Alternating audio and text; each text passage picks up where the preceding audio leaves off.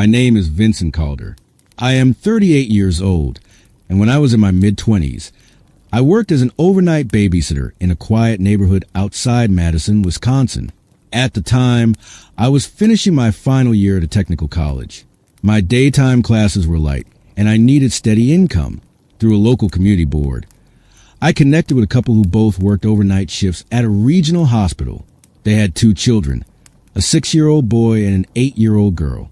Their house was on Hawthorne Lane, a calm residential street lined with maple trees and older brick homes built in the 1970s. The arrangement was simple. I arrived around 8:30 p.m. The children were usually finishing homework or watching television. By 9:30, they were in bed. After that, my responsibility was just to remain present in case they woke up or needed something. The parents returned around 6:15 a.m. For the first month, everything felt normal. The house had a predictable layout. Front door opening into a small foyer, living room to the left, kitchen at the back, a narrow hallway leading to 3 bedrooms and a shared bathroom. The back door was off the kitchen and open to a small wooden deck and fence yard. The first unusual detail was minor enough that I almost ignored it. One evening, I noticed the light in the laundry room was on when I arrived. The laundry room was just off the kitchen, separated by a folding door. I asked the mother if they had been running a late load of clothes. She said no and seemed certain she had turned everything off before leaving. I assumed one of the kids had flipped the switch earlier. I turned it off and didn't think about it again. The next week, the light was on again.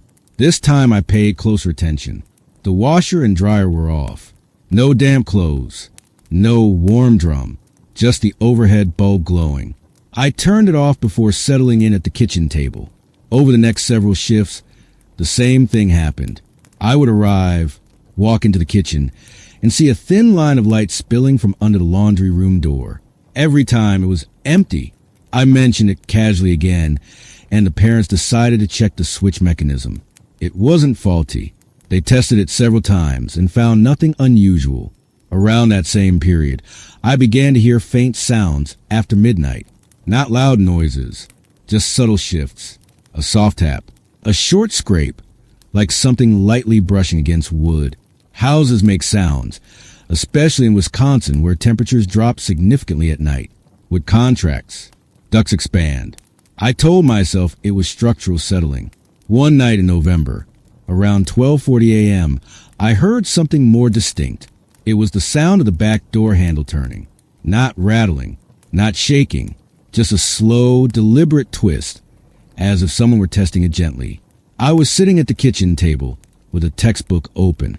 The sound was clear enough that I looked up immediately. The door itself didn't open. It remained closed and locked. After a few seconds, the handle returned to its resting position. I walked to the door and looked through the small window at eye level. The backyard was dark. The motion light had not activated. I unlocked the deadbolt and opened the door quickly, expecting perhaps to see a neighbor or someone who had mistaken the house. The yard was empty. The fence gate was closed. The air was still. The next morning, I informed the parents. They were concerned but practical. They installed a new deadbolt that afternoon and added a small motion-sensing camera aimed at the back door. It connected to their phones. For about 2 weeks, nothing happened. Then in early December, I heard the same slow turn of the handle again, this time around 1:10 a.m. I was in the living room, lights dimmed, reviewing notes. I froze and listened. The handle rotated halfway and stopped. No pounding. No attempt to force entry. I checked the camera footage later. It showed nothing. No person on the deck. No visible movement before or after the handle moved. That was the first time I felt unsettled in a way I couldn't easily dismiss. After that night, smaller things began to stand out. A kitchen cabinet left slightly open when I was certain I had closed it. The hallway bathroom mirror tilted a few degrees to the side. Once, I found the laundry room door closed completely when I was sure I had left it ajar after turning off the light. The children slept soundly and never mentioned hearing anything. They seemed comfortable and undisturbed. In January, I decided to adjust my routine. Instead of keeping the television on quietly, I turned off most of the lights around midnight and sat in near darkness. I wanted to hear the house clearly without background noise. At approximately 12:55 a.m., I heard footsteps. They were soft but distinct, 3 steps, evenly spaced, coming from the direction of the kitchen toward the hallway. Then a pause. Then 2 more. I stood up immediately and switched on the hallway light. The sound stopped. I checked each room carefully. The children were asleep in their beds. The back door remained locked. The camera showed no exterior activity. That night passed without further incident, but I could no longer convince myself it was only the house settling. The most direct encounter happened in late January. Around 2 a.m., while I was washing a mug in the kitchen sink, I heard the back door handle turn again. This time I was only a few feet away. I watched it move. The metal lever shifted downward slowly, as if pressed by a hand. I stepped closer and stared at it. The handle remained angled for several seconds before easing back into place. I did not open the door immediately. Instead, I waited and listened. After about half a minute, I unlocked it and pulled it open. The deck was empty. The yard beyond it was still. There were no footprints in the thin layer of frost that had settled overnight. The camera footage again showed no visible person approaching the door. The parents considered calling law enforcement, but there was no sign of forced entry and no evidence of trespassing. The locks functioned correctly. The camera system recorded no suspicious figures. Over the next 2 weeks, the activity continued at irregular intervals. The laundry room light turned on by itself twice more. Once, I heard what sounded like a single knuckle tapping lightly against the back door window. Just one tap, not repeated. By early February, I felt that staying overnight was no longer something I could do comfortably. I explained to the parents that I needed to step away due to schedule changes at school. I did not dramatize the situation. I simply stated that the late hours were becoming difficult. They were understanding and thanked me for my help over the months. Before my final shift ended, I experienced one last incident. Around 3:15 a.m., as I sat at the kitchen table, I heard the laundry room door close firmly behind me. I had not opened it that night. The click of the latch was clear and deliberate. I turned slowly in my chair and looked at the closed door. I walked over, opened it, and found the room exactly as before. Washer off, dryer off, light on. I turned off the light and left the door open. Nothing else happened before sunrise. After I left that job, I did not hear from the family for several months. Eventually, I ran into the father at a grocery store. We exchanged brief conversation. He mentioned that they had not experienced further disturbances. I did not press for details. I don't claim to understand what caused the door handle to move or the light to switch on. I don't describe it as anything supernatural. I never saw a person inside the house. No items were stolen. No locks were broken. What stays with me is the quiet consistency, the gentle testing of the handle, the careful timing, always after midnight.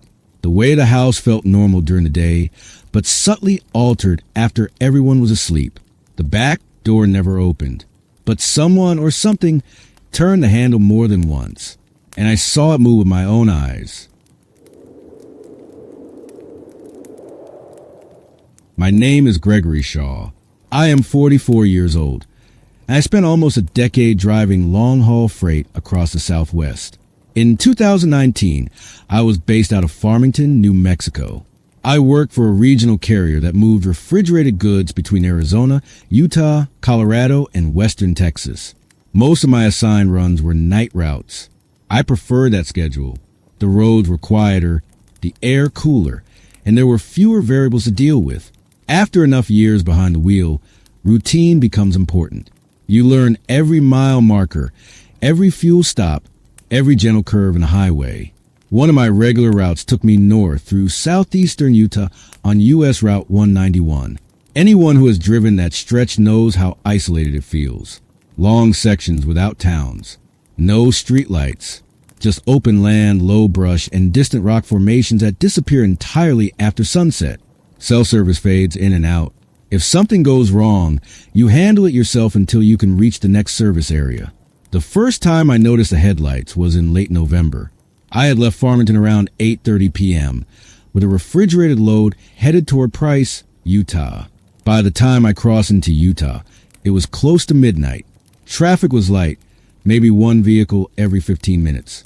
Around 12:40 a.m., somewhere north of Monticello, I checked my side mirror and saw a pair of headlights behind me. That wasn't unusual. What stood out was how far back they were. I'd estimate at least half a mile, far enough that I couldn't make out the shape of the vehicle, only the glow. I kept driving. The road there has gentle curves and small elevation changes. Normally, headlights shift position as vehicles adjust speed. These didn't. They stayed in the same spot relative to me, not gaining, not falling behind. After about 20 minutes, I reduced my speed slightly, maybe 3 or 4 miles per hour under the limit. The headlights remained steady. No attempt to pass. No closing distance. I told myself the driver probably felt more comfortable hanging back and using my truck's lights to scan for wildlife. Deer and elk are common in that area. A lot of drivers trail trucks at night for that reason. Eventually, near a straight stretch with clear visibility, I expected the vehicle to move into the opposite lane and pass. It didn't. It continued at that same measured distance. When I pulled into a rest turnout near La Salle Junction for a short logbook update, I slowed gradually and signaled early. I assumed the vehicle would either pass or continue straight. Instead, the headlights kept going at the same pace and disappeared into the distance without ever coming closer. I didn't think much of it after that. 2 weeks later, I was on the same route at nearly the same time. Just north of Bluff, Utah, I saw headlights again in my mirror. Same distance, same steady positioning. I adjusted my cruise, control up 5 miles per hour for about 10 minutes. The headlights remained fixed. I slowed again. Same result. That was the point where it began to feel intentional. I tried to identify the vehicle, but it stayed just outside the range where details become clear. No high beams, no weaving, just consistent trailing. Over the next month, it happened 3 more times. Not every trip, but enough that I began to anticipate it. Always after midnight. Always on that same stretch of 191 between Monticello and Moab. Always a single set of headlights maintaining distance for extended periods, sometimes 40 or 50 miles. I started documenting it in a small notebook I kept in the cab. Date, approximate mile marker, time of appearance. I wasn't building a case against anyone. I just wanted to see if there was a pattern beyond coincidence. January 7th, 1:12 a.m. mile marker 88. January 21st, 12:58 a.m. mile marker 103. February 2nd, 1:34 a.m. south of La Salle. Each entry described the same behavior. One night in early February, the situation shifted slightly. I had pulled onto the shoulder briefly because a dashboard alert indicated a temperature fluctuation in the trailer. It turned out to be a faulty sensor, but I needed to confirm manually. As I stepped out of the cab, I saw the headlights in the distance again. This time, they weren't moving. They were stopped in the roadway. The highway there is long and straight, with no intersections nearby. I stood outside my truck for about 30 seconds watching. The headlights remained fixed, facing me from far back down the road. Then they turned off completely. Not dimmed, not redirected, just off. The sudden absence of light in that empty stretch of highway was noticeable. I waited another minute, listening for engine noise. I heard nothing over the wind. I got back in my truck and pulled back onto the road. About 10 minutes later, the headlights reappear behind me at roughly the same distance as before. I cannot explain how the vehicle repositioned without passing me. There are no hidden side roads in that immediate area, just open land and occasional fenced ranch property. After that night, I became more deliberate in testing it. On my next run, I altered my departure time significantly. I left Farmington at noon instead of evening, ensuring I would cross that stretch before sunset. I drove through between 6 o'clock and 7 p.m. No trailing vehicle. I repeated the daylight approach 2 more times over the following weeks. No headlights holding position. When I returned to the midnight schedule, the headlights appeared again. By March, I had grown used to it. I didn't feel panic. I felt something closer to steady awareness. I kept my speed consistent. I avoided sudden braking. I made sure my communication equipment was functional. I considered contacting highway patrol, but I didn't have a clear complaint. A vehicle driving behind me at a legal distance isn't grounds for intervention. I never saw reckless behavior, no aggressive movement, no attempt to approach my cab at stops.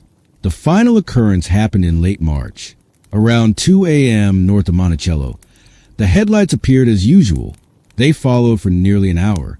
As I approached Moab, traffic increased slightly due to road work. I slowed with the flow of vehicles. For the first time, the headlights began to close distance.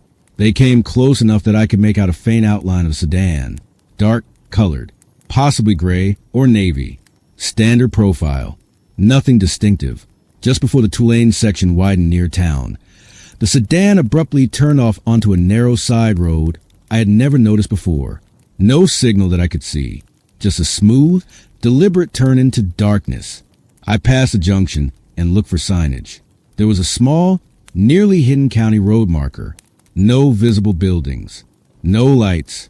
After that night, I was reassigned to a different regional route covering western Colorado and northern Arizona. I haven't driven that stretch of 191 after midnight since 2020. In the years that followed, I've logged thousands of highway miles. I've had vehicles trail me occasionally, as any driver does, but never with that same steady, measured distance. Never repeatedly in the same geographic corridor. Never stopping in a roadway with lights off and then reappearing behind me without explanation. I don't claim anything unusual beyond what I observed. I never saw the driver's face. I never recorded a license plate. It could have been different vehicles behaving similarly. It could have been someone commuting on a matching schedule. What stands out to me is the consistency, the timing, the location, the exact, unchanging space between my truck and those headlights. On empty highways, you become very aware of distance.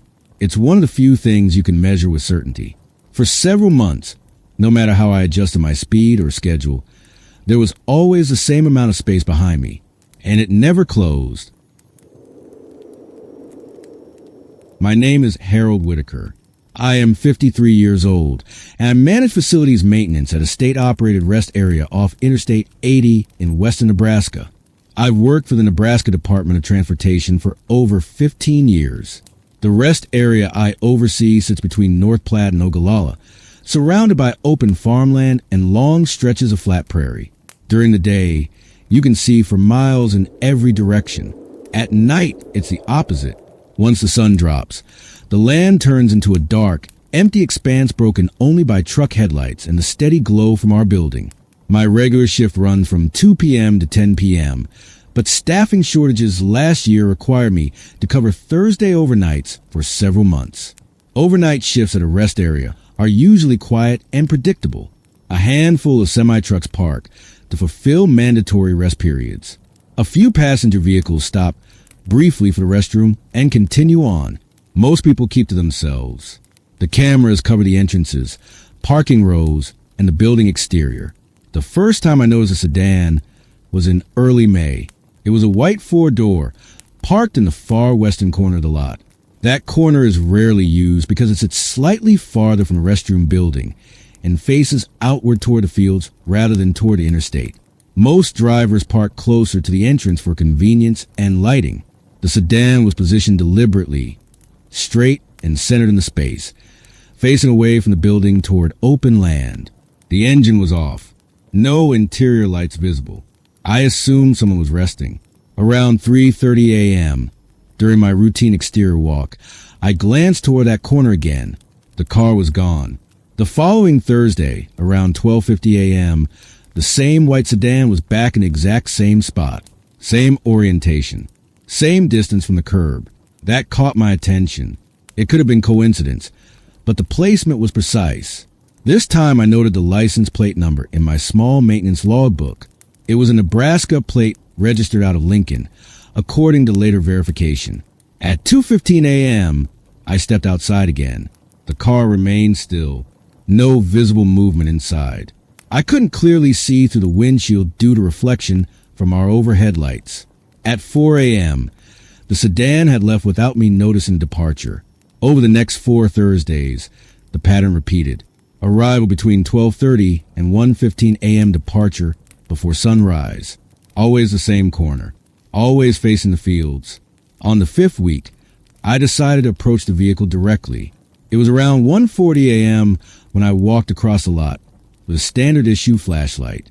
I kept the beam low to avoid startling whoever was inside. As I got closer, I could make out a figure in the driver's seat. A man, approximately mid-30s. Short hair, no hat, both hands resting lightly on the steering wheel. He was not reclined as someone sleeping would be. He was sitting upright, looking straight ahead through the windshield. I stopped about 8 feet from the car and raised a flashlight slightly to signal my presence. He didn't move. I spoke in a normal tone. "Sir, everything all right?" There was no response at first. After a few seconds, he slowly turned his head toward me. His expression was neutral, not irritated, not afraid, just calm. I asked again if he needed assistance. He gave a single nod, very slight. Then he shook his head once, indicating no. I told him I was just doing routine checks and that he was welcome to stay as long as he needed. He nodded again and returned his gaze forward toward the dark field beyond the lot. I walked back toward the building. At 3:45 a.m., the sedan was gone. The following Thursday, he returned. This time I did not approach immediately. Instead, I observed from inside the building to the large front windows. From that distance, I could see subtle movements. Around 1:55 a.m., the car's brake lights illuminated briefly, then turned off. The engine never audibly started. A few minutes later, the headlights flicked on for approximately 3 seconds, casting a beam across the empty prairie, then shut off again. At 2:20 a.m., I saw the driver's side door open a few inches, pause, and close again without the man stepping out. He never exited the vehicle completely during any of the nights I observed him. After that shift, I reviewed the security footage more carefully. The camera covering that row showed him arriving at 12:43 a.m. He parked smoothly, turned off the engine, and remained still for the next 3 hours. No one approached his car. No second vehicle entered the lot during that window. I contacted a local state trooper I knew casually and provided the plate number. The vehicle registration was valid. No outstanding issues. The address traced back to a residential neighborhood in Lincoln. For the next month, the pattern continued. Always Thursday. Always that corner. The sedan never parked anywhere else, even if the lot was nearly empty. It was as if that specific angle and direction were important. One Thursday in July, something changed. Around 2:35 a.m., a dark-colored SUV entered the lot and drove slowly toward the same western section. It parked 2 spaces away from the white sedan, also facing the fields. Neither driver exited. From my vantage point near the entrance, I could see both vehicles sitting parallel, engines off. No visible exchange. No headlights flashing. No horn. After about 15 minutes, the SUV started its engine and left the rest area without ever pulling alongside the sedan. The white sedan remained until 4:10 a.m., then departed as usual. The next week, the white sedan returned alone. On what would be the final Thursday I saw him, I approached again around 1:30 a.m. This time I stopped slightly closer to the driver's side window. I greeted him the same way. "Evening." He turned his head slowly toward me. His eyes appeared focused but distant. I asked if everything was still okay. He responded verbally for the first time. His voice was calm and quiet. He said, "Yes, just passing time." I asked if he needed directions or assistance. He said, "No, I'm fine here." There was nothing threatening in his tone, nothing urgent, just a matter-of-fact response. I nodded and told him to let me know if he needed anything. He gave a short nod in return and faced forward again. That was the last time I saw the white sedan. The following Thursday, the western corner of the lot remained empty. The week after that, empty again. It has now been nearly a year, and he has not returned. In my position, I see many unusual travel patterns. Drivers stop to make phone calls. To sleep? To think. Rest areas serve that purpose. I understand that some people simply need quiet. What I cannot fully explain is the consistency. The same night each week. The same 3-hour window. The same orientation toward open land rather than toward the building or the highway. He never used the restroom. I checked the interior cameras. He never entered the facility during any of the recorded visits. He did not reposition the car. He did not walk the perimeter. He just sat with his hands resting on the wheel, looking across an empty stretch of Nebraska prairie. The land beyond that lot is flat and unremarkable. No structures, no lights, just fields and distant fencing. Even now, on Thursday overnights, I find myself glancing toward that far corner out of habit. The parking space looks ordinary in daylight. At night, it feels separate from the rest of the lot, slightly removed from the building's glow. It has remained empty since the last time I spoke to him. I don't suggest anything unusual beyond what I personally observed. The man never caused trouble. He never violated any rule. He answered when addressed and appeared calm. But for several months, without fail, he arrived after midnight, faced his car toward the darkness, and stayed perfectly still until just before sunrise. And then, without explanation, he stopped coming back.